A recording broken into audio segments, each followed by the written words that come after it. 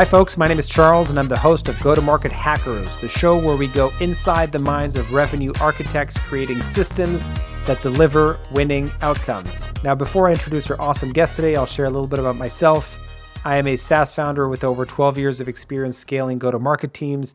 And what I always find fascinating is understanding how the best go-to-market teams are using AI to unlock outstanding results. And so this podcast is about interviewing revenue architects that are sharing how they're combining the tools and the processes to create these winning outcomes. And today's guest is my friend Spencer Tahil, who's the founder of Growth Alliance. Growth Alliance is a revenue activation consultancy that works with high growth startups to accelerate their go-to-market motions. Spencer, really great to have you on the show. Thanks again for joining. Maybe we can start by sharing a little bit about who's Spencer Tahil. How do you get into building growth engines at startups? And then we'll dive into some of the cool things you've been doing. Yep. Hey, Charles. I feel like we just talked yesterday. So for everybody else, I'm Spencer Tahil. I am running Growth Alliance. And for the most part, I'm implementing a lot of AI-powered workflows and agents for startups and agencies. So what I do now is kind of engineer the back end between the marketing and the sales systems and connect it back to revenue activation. So while I'm mentoring, I always preach that every single action should be tied back to revenue. And this is like something part of the process that I follow. So everything that I do must be tied back to revenue, either in direct revenue generated or time saved or becoming more efficient, something like this. This is for the most part what I do, but I'm sure that we're going to talk more about it as we go through today's call. So already I have a question there.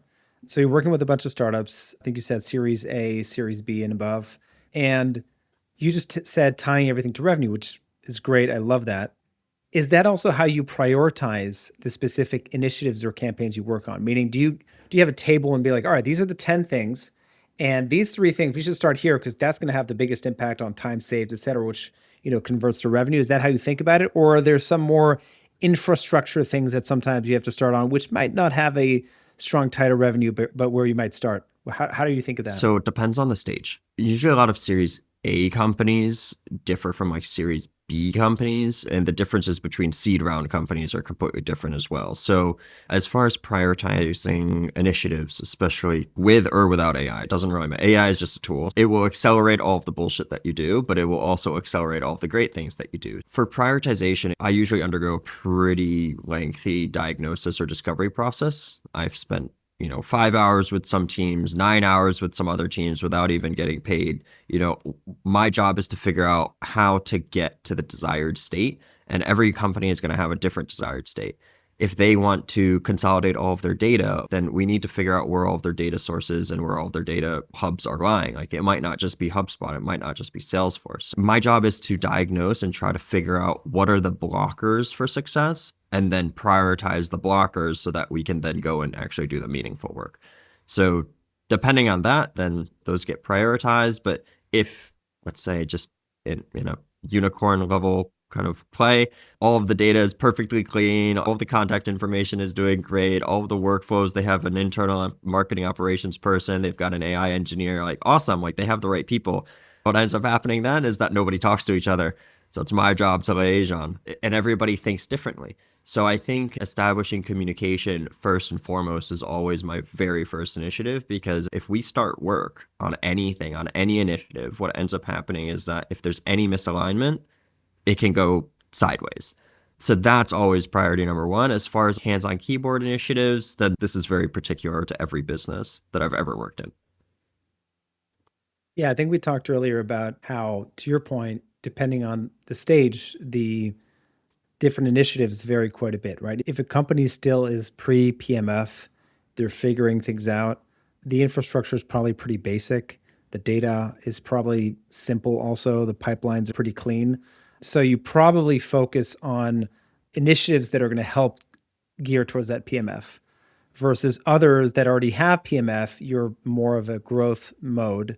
And in that case, probably like removing bottlenecks, scaling the programs, maybe to a certain extent, focusing more on the data because there's probably more data of like either, the type of prospects that are good fit versus the ones that, the feedback from the team was, hey, this was a good fit, but initially we thought it was a good fit, but actually they churned 6 months later and they were a terrible customer, right? Does that make sense? Yes. So it's a lot of like stepping on the gas of like, if the car's already moving, step on the gas harder. What kind of oil and what kind of gas do we have to put in the car, right? Like, do we have to change from a manual shift, like shift gears, right? And think about it like that. Like, businesses are systems and the human body is also a system, right? Like, how hard do we have to train to make ourselves run faster? And for instance, once a business has PMF or product market fit, how do we double down on what's working? How do we rapidly experiment on the channel strategy? What do we test in what order, and what brings revenue faster by testing? So we never want to test and lose revenue. But if we can somehow recoup revenue while also testing and gathering more information, then contextually it makes more sense, right? That's how I think about it. But it's funny you say we never want to test and lose revenue, but I do think it's part of the testing too, right? You have to have it's like kind of like short-term risk versus long-term risk, trying out a new initiative that might even seem like it's a further path to revenue, but by creating lead magnets or whatever the case, instead of driving towards activation immediately, right? Driving some of the suspects towards a deeper engagement with the product or service, then to be able to convert them better. So I guess, that's also, I'm sure it depends on the level of risk that each startup is willing to Right. take upon. But yeah, I'm curious to get your thoughts on like how do you weigh the two things, like the risk of kind of deferring revenue maybe versus seeking it at all costs and ASAP or yesterday, like most founders do. So I'm going to try not to generalize here, but what I've noticed is that nowadays, I mean, now we all have access to GPT. We all have access to the best models of AI, right? This is the cutting edge tool of our century, in my opinion. And at the end of the day, I'm not in charge of your time. Like, I'm not going to be in charge of your timelines at the startup, right? Like, you're going to hire us to come in. We're going to help the startups. Like, Charles, we both work with the startups, right? But at the end of the day, like, we don't control the money. We don't control that investment. The investors demand things. And it's up to the VPs of sales and it's up to the CEOs to be able to make the hires to be able to go and get those things, right? And I think being able to understand really like what are the realistic goals versus what are the investor level goals and trying to meet both of them as high as you can is the hardest part of doing demand gen, is the hardest part of doing experimental testing, because sometimes, CEOs, investors, they don't want to wait. They don't want to do that long-term play that, might be better for them. And I'm seeing this a lot now, or a lot of people are impatient.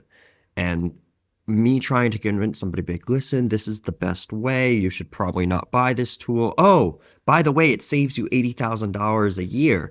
Oh, now you've got me talking. Oh, it makes me 80,000. It has a potential to make me 80,000. I think it's all in the verbiage, and it comes down to how you present the solution. And it also comes down to the risk tolerance of whoever's running that startup or whoever's running that company. If they're very risk averse and they want to go for that giant pot of gold at the end of the rainbow, then they'll probably take the risk. But if they're less risky, then they're probably going to want to say like, hey, get me the revenue right up front.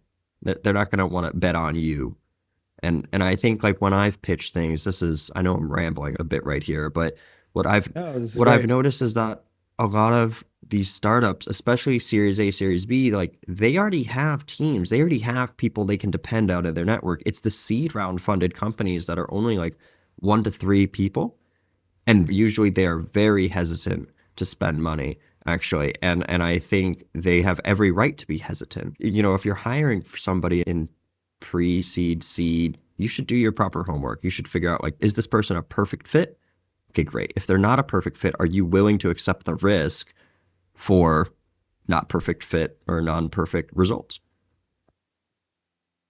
Makes sense. I totally agree, by the way. Can I ask you, when we talked together before this, you had talked about how you like to attack things in sprints, and you were a big fan of getting startups to quote unquote fire you at a certain stage, right? So getting them to kind of graduate and then, keep scaling on their own and internalize the role of a growth engineer or whatever we want to call it, right? Growth leader. So can you talk about how do you structure those sprints typically? And you said from the beginning of the conversation, you try to tie things to revenue.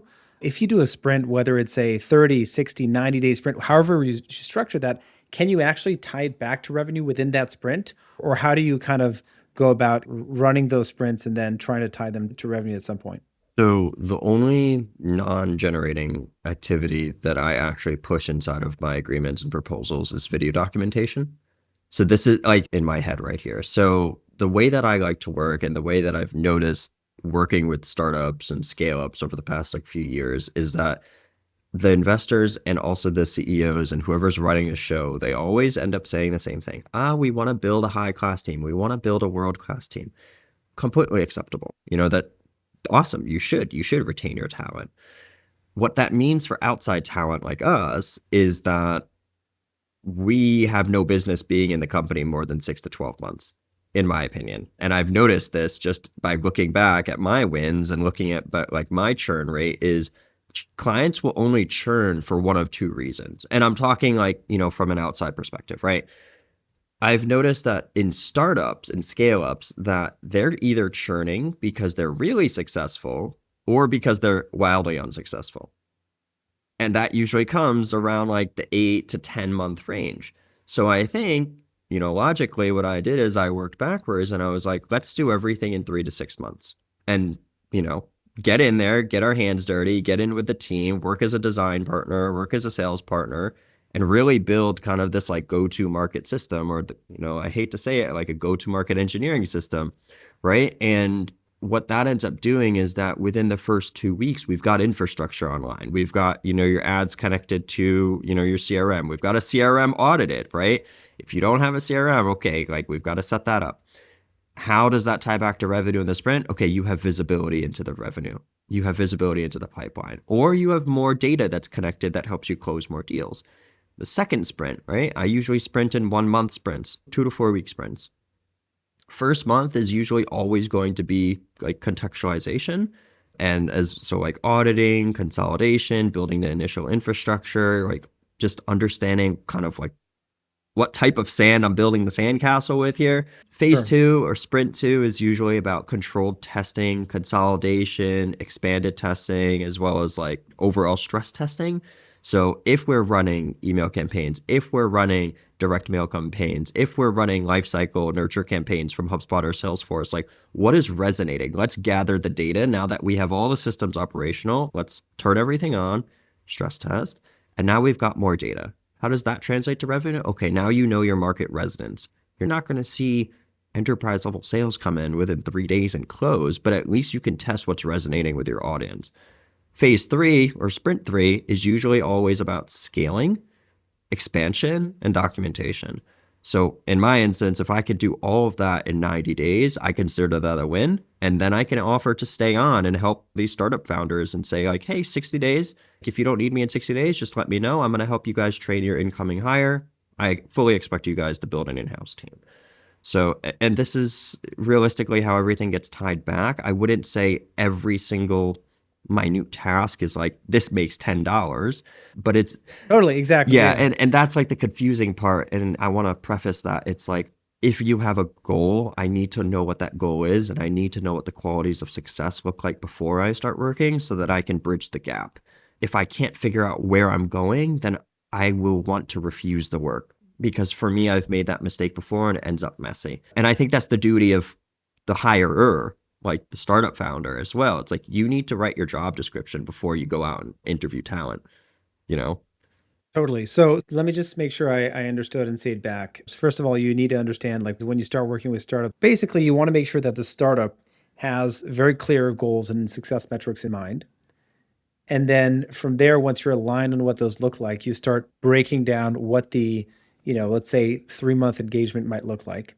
And typically you have 3 sprints that are defined based on those goals.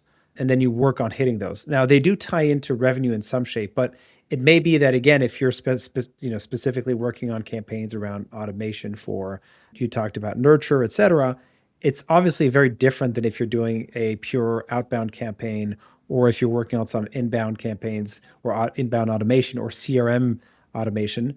So they are tied to revenue, but it kind of like dotted line in some cases, it sounds like. And then I'm sure the revenue sometimes comes a little bit later than even that 3 month time frame. It could be that, the actual campaigns that will drive the revenue only start in month 2. So it'll take like, a couple of weeks from there to even start showing success or not, right? Yes. Well, again, it depends. Are they like, are they a rapidly expanding software tool that has awesome PLG, like product-led growth, or are they like a traditional Totally. enterprise sales motion when, it has to go through 4 hands, you have to multi-thread and things like this? Again, it completely depends on the business.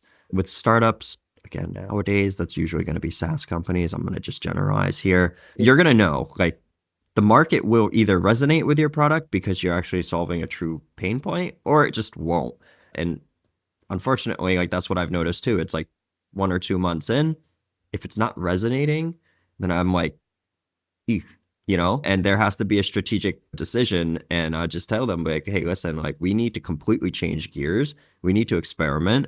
And I think that's what you guys need to do first, or like what, a lot of startups need to do first, is they can't be afraid of rapid experimentation. Like, screw A/B testing, do like the whole gambit, do like ABCDEF testing. Yeah.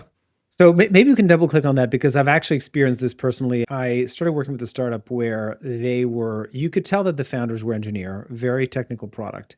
And what they wanted to do is they were putting a little bit of the carriage before the horse. They wanted to optimize every single step of the funnel and how leads came in, et cetera. But when I was talking to sales reps and AEs, they were like, listen, dude, they don't want what we're building. Like, they don't want this shit. And I said, well, what do you mean? I was like, well, look, we started walking through the pipeline and understanding, like, I dive into the objections he was having and understanding, like, what's the close rate and also what's the, churn rate and usage. And there was a real big problem. The founders thought they had PMF, but when you look at all the metrics from sales, they did not. And what they were looking to optimize for was the whole marketing stuff and making sure that literally they had such a perfect engine to go from like inbound lead to this, to that. And they were optimizing on all these things around it, where I eventually told the CEO, listen, this is really, actually, I'm impressed by the way you set up the marketing ops for this, but just listen to the sales team. The sales team is saying that we don't have A, B, C, D. Nobody wants to buy this. And by the way, you don't have a CS team yet. You have one dude that's handling customers, and you have, like, out of the 10 customers you have, 3 have already churned. Like, so I think sometimes there's a little bit of that, making sure that you're putting your dollars in the right place to have ROI, so that they avoid what you describe, which is at some point you either go this, where, like, that customer dies off, or, basically exponential. I think it's all a game of focus. What I've noticed the same thing. I'm actually surprised about what you just said, is that the sales team said something and they said it directly to the CEO, and they weren't afraid of getting fired. So they said it to me first. They said it to me first as an external person. Yeah. And I think, like, that's the golden nugget right there, is that when these salespeople, like, they are the experts in their field in sales. They know how to do the discovery. I mean, let's hope, right? And what I'm noticing is that, no, I'm not going to listen to them. Or I'm not afraid of speaking up because I'm afraid of my position. I think, like, that's the complete opposite of, like, having an external party. It's like, we have a contract, we have a fixed thing. Like, hopefully you have a fixed thing. You come in as a consultant, you're the expert, you're there for a reason to, like, give expertise to the startup founder or the CEO, right?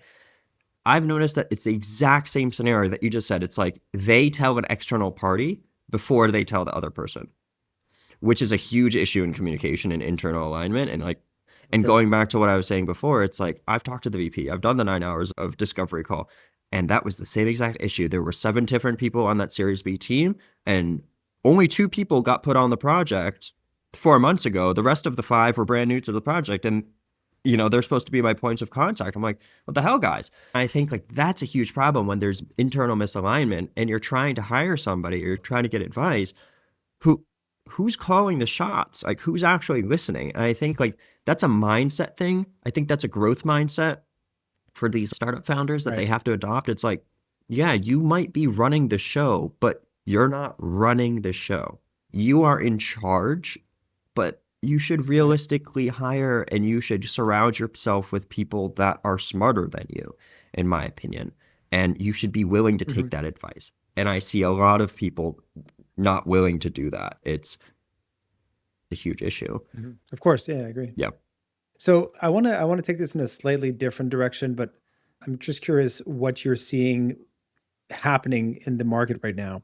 From my conversations, there's oftentimes, like, AI is being brought into like GTM organizations in a very ad hoc way, right? There's one BDR that's starting to use it for campaigns without necessarily telling everybody. There's another person there's a RevOps guy that's doing some CRM automation, and there's a sales guy that's also doing some stuff on his. So there's which is great. I love initiatives like this, right? It's kind of like grassroots. But at the same time, it can be kind of chaotic because suddenly everybody's building different things. There's no kind of leadership on, hey, this is how we're going to be using AI. We want AI everywhere. We need to, we need to have a strategy for doing ABC. And I'm curious for you, when you come into these startups and you start mapping out kind of the gaps that they have, do you sometimes see that the teams are like in terms of the structure of how they're incorporating AI, that it's a little bit all over the place using AI or dabbling in AI? Is there structure to it, or are we still in the phase where it's very chaotic? Because again, for me, it's oftentimes very chaotic, which again, I like it because startups are messy and that's fine. But I just get concerned about how that scales, right? Yes, I so much so agree with you. How I like to think about it and how I like to think about today's market, especially with AI and especially in the sector of marketing, which is the sector that we both sit in, is that it's a lot of unorganized chaos. And that's not okay. It needs to be organized chaos. That's startup life is like everybody goes, everybody's saying like you start at 8, you work until the sun goes down. I don't believe in that life personally, but I understand the grind. I understand the hustle of building a great product, but it needs to be organized. There needs to be leadership. There needs to be everybody marching in the same general direction, right? Like you don't need to be stampeding, which is, everybody's running, just like full force. That happens in some companies, but you can't be walking. One person can't be using Gemini and one person can't be using GPT. But where are your margins going, dude? And this is what I see a lot of teams doing. Instead of adapting to the system or the team that's in place, and this happens startups, agencies, this happens in companies that are like pre $2 million in revenue that I've noticed when I was like a fractional. It's like, how do we get the broader team to become aligned to be using with this main goal? And I think, again, it comes down to internal alignment and leadership, but like, that's just my opinion. And when I go in, the state of the market right now is that everybody will just use whatever they've seen online and whatever they are most susceptible to in the marketing scheme. Right now, like, Clay.com is a huge sector winner right now. If everybody has not heard of them, they are leading the go-to-market engineering space, and they've coined this term go-to-market engineer. It's a spreadsheet with an LLM attached to it with a native integration, so like 200 tools or something like that.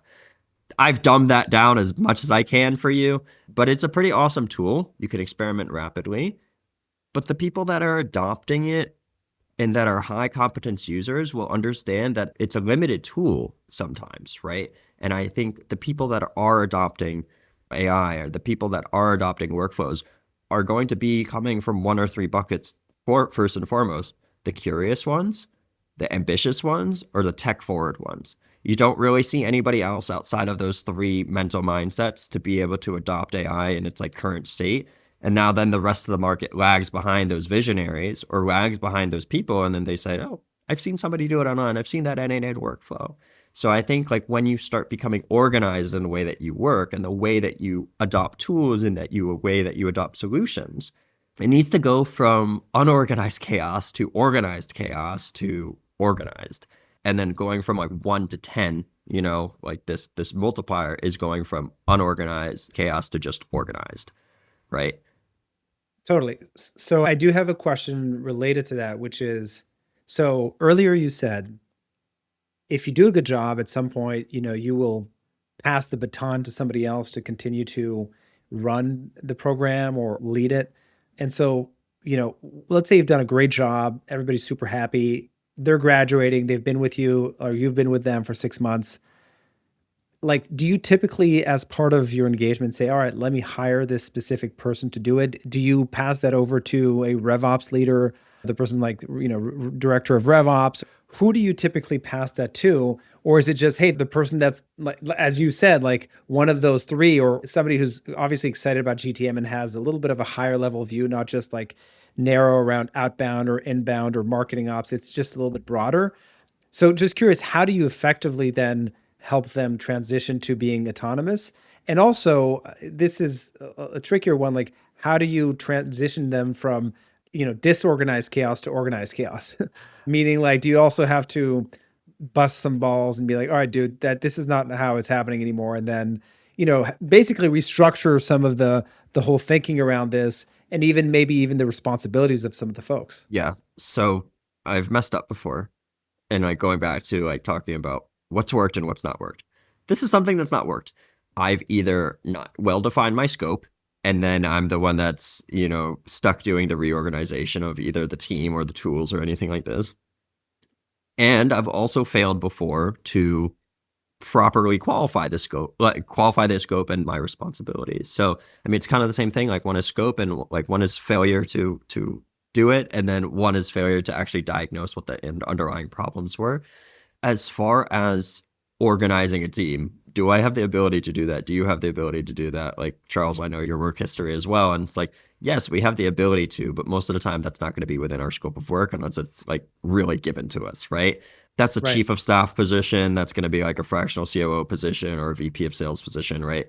As far as who do I pass the baton to at these stages? I mean, like in the seed round, I was just working with a company. They do a lot of e-com, D2C. I was able to map their whole target addressable market in the United States and Canada. They ended up having around like 4.5 million businesses that they could go do business with.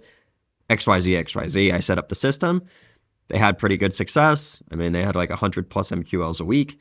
And then, they're like, oh, our engineering team needs to catch up. They have a VP of sales. So they said, can we pause the contract? And I said, absolutely. Here's how everything works. It's like the documentation is there. And, the VP of sales just took care of it. They usually appoint somebody on the inside. Was he the most technical? No.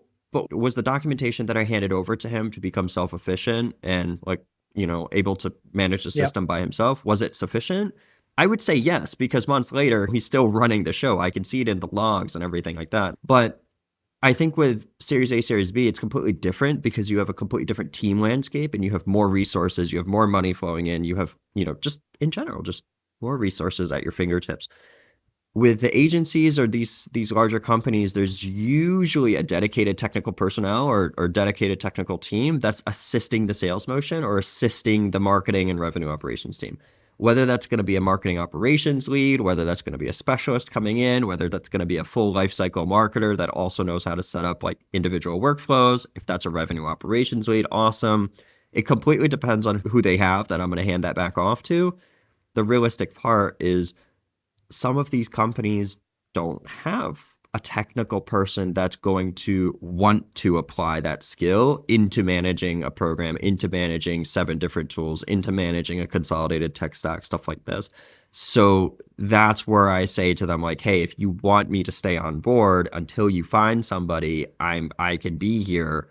The next 60 days, we just roll it out, You guys don't have to take care of it. I already know how it works, right? Makes it easy for them.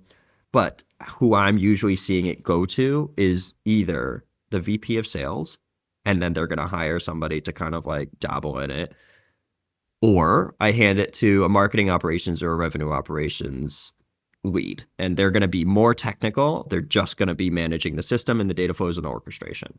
So these are usually the two people. And the person that sits between Yep. that in today's market is called a go-to-market engineer. This is how I think about it, right? What is the role that sits between sales, marketing, revenue, and operations? And that's kind of this triangle that Clay has carved out in the market right now and stuff like this. Totally. Yeah. But I will say I still think that the term go-to-market GTM engineer is not known enough, and most startups I work with do not have GTM engineers. And you're right, the ones who typically lead it are sales ops, marketing ops, rev ops. Those are typically the roles that I see kind of taking this on. And some of them do like the tech parts, but the tech and understanding the systems, but some of them are more they like the strategy part. So I think in those cases it's not always the best fit in terms of who will end up leading it after you might depart. But it makes sense. Everything's in flux. I'm sure if we had this conversation in 6 months, it'll change, right? So it makes a lot of sense. I did want to, as you know, in go-to-market hackers, we try to make this really tangible. We want to demystify the process and also show how you can apply this in-house as a founder of a startup or scale up. We talked together about both the successes you've had and also the times where a specific campaign doesn't work. So maybe now is a good time for you to share a little bit the experience you have in building these specific workflow and building these specific programs or these specific sprints that you talked about. And would love to dive into a couple that you've done, including some that are less successful and didn't turn out like expected, but also what are the learnings there? Yes. So let's start from when I failed and getting to where I was. First of all, I also agree that it's not well known enough, it's not defined well enough. And this is clearly just a definition problem. It's resonating with the market. But going back to defining kind of what I do, how I've learned it is I come from the HubSpot world. I come from this, marketing operations world as well. So I've fallen into learning about these different tools over the past 5 to 6 years. And Clay, I'm just going to talk about what I do now. Clay is a forerunner in setting up these like outbound systems, inbound led outbound. This is coined by Adam Robinson, like from RB2B. Clay.com. This is led by Varun. And, like these are leaders in the space that have like pretty good products. What I have failed to do before previously was not understand the capabilities of each tool in its entirety. And I have bought tools for features when I should have been buying tools for strategies. And this is something that I talk a lot about like on my podcast and like on my LinkedIn as well is do not buy the tool for the feature, buy the tool to underline your strategy, right? And to help you there. And what I mean by that is Zapier is an amazing product, right? Clay is an amazing product. HubSpot is an amazing product. So is Salesforce, right? I guarantee you, if I say that all of these products are the best products in the world, I'm going to piss everybody else off because at the end of the day, there are limitations of every single tool. There's limitations of every single system. What I see a lot of my failure points in startups being is that I didn't know the full capabilities and the limitations of the system, meaning the team or the resources, and I prescribed the wrong medicine, right? And I prescribed the wrong tool set or I prescribed the wrong strategy. And unfortunately, that's just a way of the world. Like, I'm not perfect. Nobody's perfect. And it sucks to taint your name and to make that wrong recommendation as an expert or make a recommendation and just see the hypothesis fail. At the end of the day, I have to say, like, hey, I was hired as an expert. I came in, we tried it, we did our best. If you're not trying your best as an individual and you fail, then that's still on you. If you're trying your best and you fail, at least you gave it your best and at least you know you've done your best. And I think that's something else that I've learned along the way with working with these like startups. And it's a lot of it's a mental game as much of it's as like an actual hands-on keyboard game. Are you doing your best work? Are you curious about it? Are you ambitious about it? Curiosity and ambition are the two things that I hire for as well. And then I try to show people when I'm like, I'm really curious about your product. Like, I'm really ambitious about the AI in the market, the go-to-market scene.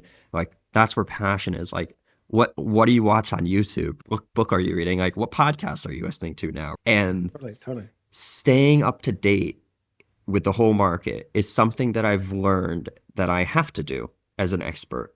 That's my domain. That's my uniqueness is that I have the ability to learn a lot of small little different things about a lot of different tools.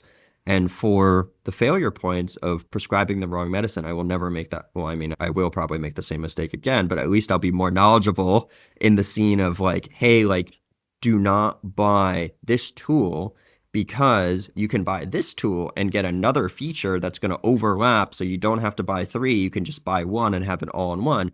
Is that your desired state? So it all comes back to the one question, what is your desired state? And I think that's the one mistake that I've gone over time is like the number one thing is failure to recognize that the desired state is not well defined enough. Okay. Makes And sense. and that has every single time that I've done two or three lengthy, discovery process, if I nail down the scope, if I go down the scope of work, if I go down the agreement and we get buy-in from everybody, then everybody says, yep, green light, looks good, looks good. Oh, what about that?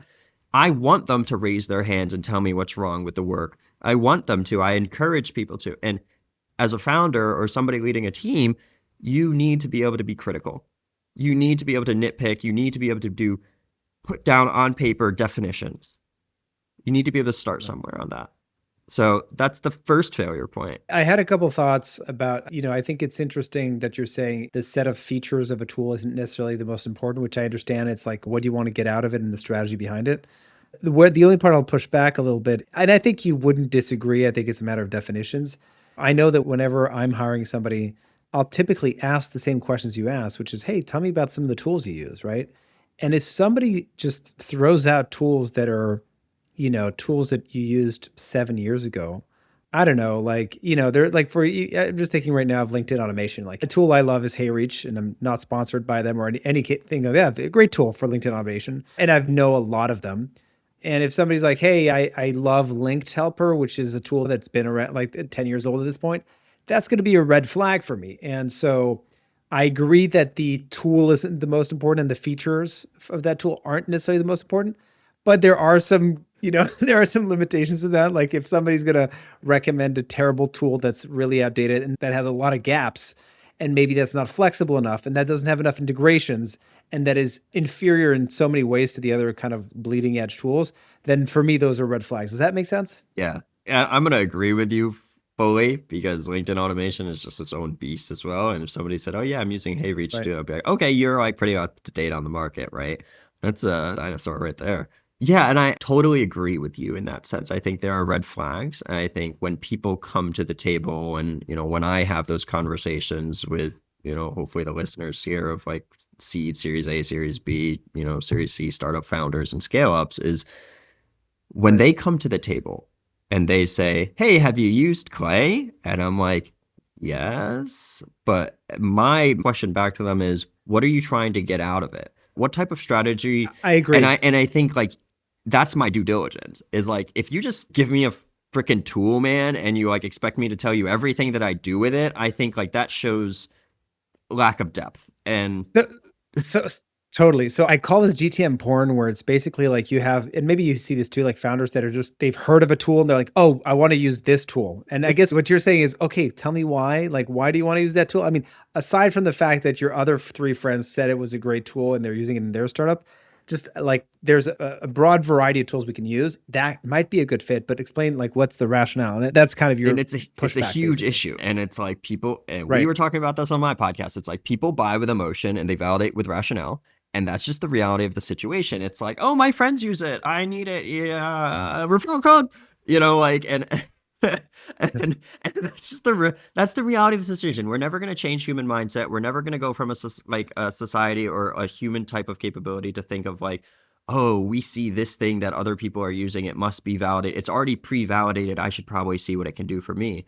That's the due diligence. Makes And I sense. think like that's the type of scope of work. That's the type of definition that you need before you go into scaling anything with or without AI. I think this is the number one failure point is like lack of definitions, like lack of scope. Right. And yeah, I think it's a lot of LinkedIn crap too. I think there's a lot of like top of funnel noise, a lot of middle of funnel noise, which is like buy my end-to-end workflow and all this crap, like workflows are templates. Recipes in the kitchen are templates. Like you're allergic to apples. Okay, don't put the damn apples in the pie. Like put peaches or something, right? And you have to be able to diagnose what the problems are and what the desired state's going to be for you to implement the right tool. It just might not be the Totally. right fit solution. So we started talking about this because you were talking about some failures that you've had. So one of the, like if I kind of summarize what you said, one of the failure was kind of maybe not pushing back enough early enough into some of these decision points by a CEO that wants to use XYZ new shiny tool. And then you start implementing and you realize actually this, we kind of are misaligned in terms of what the expectations are of why we wanted this tool in the first place. And then I guess you waste a lot of time too, and you spend money on a tool that's not the right fit for what they're looking to achieve. Is that kind of the idea? Yes, I would say that's pretty right on the money. Makes sense. So then, okay, that's a great one. What are examples of projects that you've worked on where you've had success and can give a bit of a glimpse of what does it take to be successful in launching a specific type of workflow or automation? Would love to dive into that. Yeah. So I think I'm just on the side of my other screen here. So if you catch me looking on the top right corner, I have one of the contracts that's actually been signed. It's a renewal.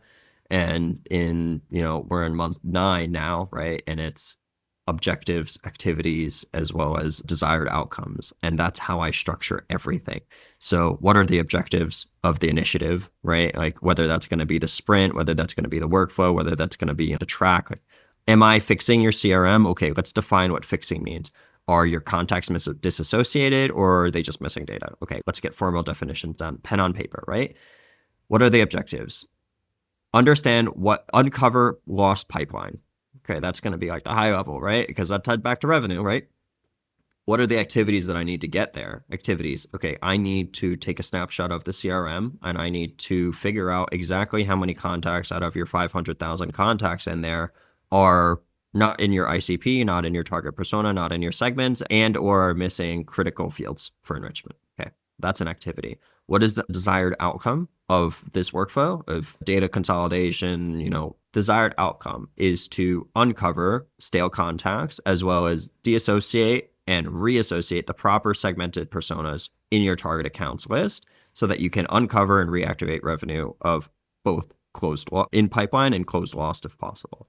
At the same time, while I'm taking the snapshot, let's go into your closed won deals, extract the companies, try to figure out who bought, why they bought, and when they bought, and see if there are any patterns over cycles. Is the average deal, it says in HubSpot that your average deal length is 68 days.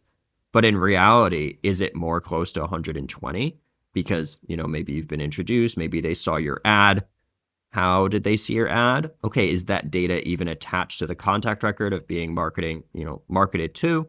Where does the attribution come in? So I think like knocking everything down when you're implementing something new, like what I do successfully is I define the objectives, the C-level objectives, right? Like it's like 10 bullet points or 5 bullet points. It's like, I'll read it right here. It's like begin Salesforce mailbox setup and warm up critical January. Or second bullet is consolidate 2.25 million service addressable contacts from scattered sources into master database, right? Maintain campaign velocity without migration, but also reconsolidate. Those are like 3 high level objectives. And then what are the activity? It's like, migration timeline finalization. That's month 1 because we can't just migrate immediately, right? Like we have to reconsolidate and we have to build the workflows. And then what does that look like at the desired outcome level? So always you go objectives, high level. This is what that manager is going to take to your investors. Like make it very easy. Objectives, activities. What are the groundwork that you need to do? So define the objectives and the activities that match. And then also define at the bottom for the middle managers as well. My mindset here is I always multi-thread on my deals. So I define the objectives for the investors and CEOs. The activities that I need to get there, that's the gap between the current state and the desired state, and the desired outcomes is the future state, right? So the desired outcomes are going to be some mixture between, what we're trying to do versus where we're trying to go, but it's also going to be concrete. And I think putting pen on paper, if it's going to be either a metric increase, like 50 SQLs by the end of Q1, or if it's going to be a percentage increase, but whatever you're going to do, keep that metric the same so that you're not tracking against apples versus oranges. So I think this is like one of the bigger successes is being able to break down an initiative between those 3, just high level objective, then the activities on the ground level, and then the desired outcomes, and then working backwards.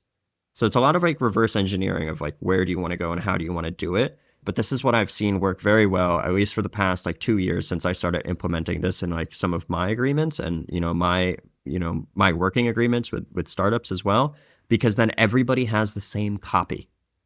Everybody knows what everybody else wants and everybody else knows what that other person is doing and what they're responsible for. We forget. Makes sense. Our attention and our memory is finite. So you might as well just write it down and you better sign on it. This is what I share with prospects, for instance. This is what I show to Series A and Series B startup founders. It's like, what does it actually look like on the map, right? So the first line up at the top is what you guys are going to get in your hand at the end of every single phase. Timeline moving forward is disco, phase 1, phase 2, phase 3, and then the finalization. And then underneath in purple are all the little tiny kind of like ground level work that I'm going to have to do to get you guys to your desired state.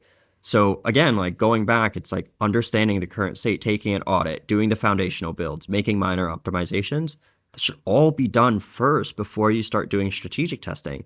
What is the data? Like, how are you going to review the data quality if you guys haven't built the foundational builds? If you haven't taken a snapshot or an audit, it's a blocker, right? So I think when you start to design a program and you start to design a go-to-market motion, if you start to design anything, any initiative, I think you need to map it out dependent on blockers. So in startup life, it's understanding what success looks like. And then it's defining the success, like redefining the success. It's testing what success looks like against your hypothesis. And then it's scaling that success, right? And if you want to continue that into a larger program, you want to expand it into LinkedIn ads or different marketing channels, stuff like this, continuous improvement, then that's continued success. And this is realistically like how I look at it. And this is what I put in front of people to realistically like convince them that I can help them get to their desired state. So first of all, thanks for sharing because this is super illuminating as an example. When I read this, my first thought was, holy shit, this is a heavy engagement. Help me understand. You're not doing this by yourself because this is like, this could take, just the attribution infrastructure. I've seen folks spend 4 to 6 months on that because it's broken. Who do you work with? Or are these just kind of examples? Do you kind of do all these bullets in purple here? Just so I understand. And maybe it's other folks on your team, right? Maybe it's like you have, 3, 4 people that come in, but how are you able to keep everything's, first of all, you said that the sprints are typically like, I think you said 2 to 4 weeks. So like, let's say about a month, like you're talking about doing something here in like 3, 4 months for all of this. That sounds insane. So just help me I understand. can't work with more than 4 clients at a time. Mm. So I've been in the startup life. I've been in the agency life. I understand that startups hire agencies to fix their shit, and then they get burned by the agency because they are serving everybody like they're a piece of meat and they're trying to push you into a box. I hated that. I absolutely hated it, and I've seen it firsthand. I'm not saying all agencies do that. I vowed that I would never just not want to be custom. Like I think like being Right, custom and being more hands-on is I like having the personal relationship. Like Charles, like we haven't worked together, but we have a friendship, right? And I right. think in the long run, that feels better in my soul to be able to know I'm just like I'm helping and it's very personal to me. And that's what I do. Like phase one, like we just wrapped up an engagement with a crypto company. They wanted to create an automatic onboarding sequence, right? They didn't have Okay. infrastructure. Like we had to set up their N8N account. We had to set up everything to go into Salesforce, everything like go and mint everything. Phase one, what I ended up putting in front of them was a 6-month plan. And it was, phase one was 2 months, phase two was 2 months, phase three was 2 months. But This makes during sense. those months, right, they said like, oh my God. And that's exactly what ended up happening was they said phase 2 and 3 is really heavy and it's heavy for us to commit to right now. Can we put it as optional? Can we just commit for the first 2? Yeah, man, Right. let's do it. So like what, and then that's what we did. We ended up committing for the first phase, the first 2 months, and then we actually accelerated because we got the work done sooner and we started phase 2 and we just wrapped up. That's the benefit of keeping it very small and lean is I made a full-time hire. His name is Jonathan. He's sitting out in Los Angeles. He's a very good friend of mine. We met at one of those agencies that ended up swinging people around, and we both left. We went our separate ways. We reconnected on Discord playing games like years or months later, and now he handles implementation. So I'm still the one that you talk to. I'm your first point of contact. I'm the one that's putting the strategy together that, is putting out these phase breakdowns. He's the one that's behind the scenes, hands on keyboard, not really talking to a lot of people. That's what he wanted in his JD was he's like, as long as you take care of sales, marketing, partnerships, and prompt engineering, I'll take care of the rest. And that was our handshake, right? And that's it. It's just me and him. Love it. And hopefully we'll make a new like we get more demand and we expand a little bit, but Totally. this So super lean, and you guys pack is like a serious punch yeah. because again, everything that you described in that roadmap is heavy, and I mean it's impressive that 2 guys are able to execute that across even 4 clients at a time. That's a lot, but it's very What cool. ends up happening, and what I tell people, it's like why are you going to keep paying me as a consultant? I've been a consultant before. Like a good consultant should work their way out of a job. I shouldn't be in your company Right. for 7 months, dude. It means that I'm not good at my job at fixing the problems.